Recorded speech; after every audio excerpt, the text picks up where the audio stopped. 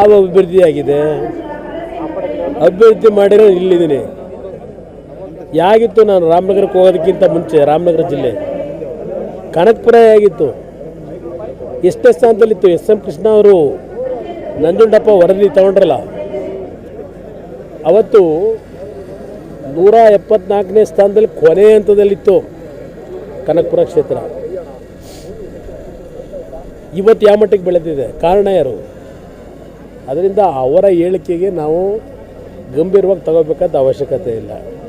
ಸಾಕ್ಷಿಗುಡ್ಡೆ ಕೇಳ್ತಾರೆ. ಆ ಸಾಕ್ಷಿಗುಡ್ಡೆ ನಾನಂತೂ ದೊಡ್ಡ ಮಟ್ಟ ಸಾಕ್ಷಿಗುಡ್ಡೆ ಯಾವುದೂ ಇಟ್ಕೊಂಡಿಲ್ಲ. ಅದೆಲ್ಲ ಬಿಡದೆ ಹತ್ರ ಕಷ್ಟಪಟ್ಟು ನಾನೊಂದು 45 ಎಕರೆ ಸಿನಿಮಾ ಹಂಚಿಕೆದಾರನಾಗ ಬಂದು ದುಡ್ಡು ಖರೀದಿ ಮಾಡಿದ್ರು. ಅದು ಬಿಡ್ತಾ ಇಲ್ಲ, ಅದನ್ನು ಲಪ್ಟಾಯಿಸ್ಬೇಕು ಅಂತಾರೆ. ನೋಡ್ತಾ ಇದ್ದೀನಲ್ಲ, ನಿನ್ನೆ ನನಗೆ ನೋಟಿಸೇ ಕೊಡದೆ ದಾಳಿ ಮಾಡೋಕ್ಕೆ ಬಂದಿದ್ದರು.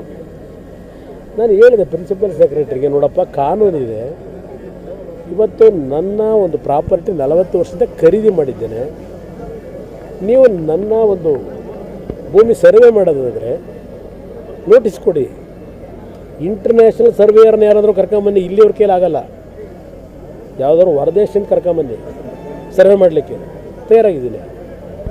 ಎಷ್ಟು ದಿವಸ ಇವೆಲ್ಲ ಆಟ ಆಡ್ತೀವಿ? 5 ಜನ ಅಧಿಕಾರಿಗಳು SIT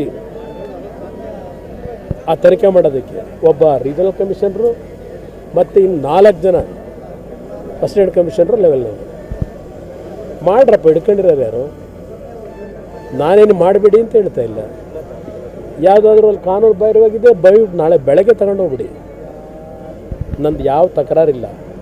ಆದರೆ ಸಂಬಂಧಪಟ್ಟಂಥ ಕಾನ್ಸ್ಟಿಟ್ಯೂಷನಲ್ ವ್ಯವಸ್ಥೆಗಳಿಗೆ ನಾನು ರಿಕ್ವೆಸ್ಟ್ ಮಾಡೋದು, ಕೆಲವು ರಿಯಾಕ್ಷನ್ಗಳಿದೆಯಲ್ಲ, ಆ ರಿಯಾಕ್ಷನ್ ಮಾಡಬೇಕಾದ್ರೆ ಸತ್ಯಾಸತ್ಯತೆಯ ದಾಖಲೆಗಳನ್ನು ನೋಡಿ.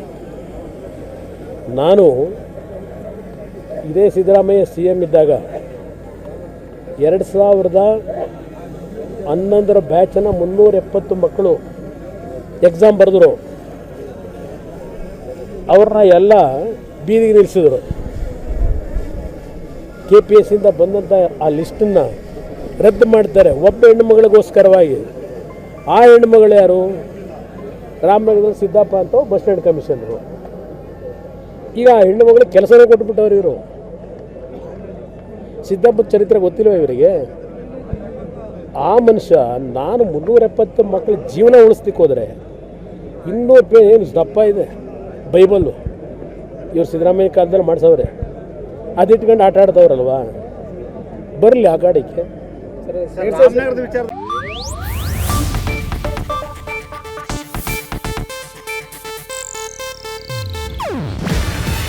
ಇದು ಏಷ್ಯಾನೆಟ್ ನ್ಯೂಸ್ ನೆಟ್ವರ್ಕ್ ಪ್ರಸ್ತುತಿ.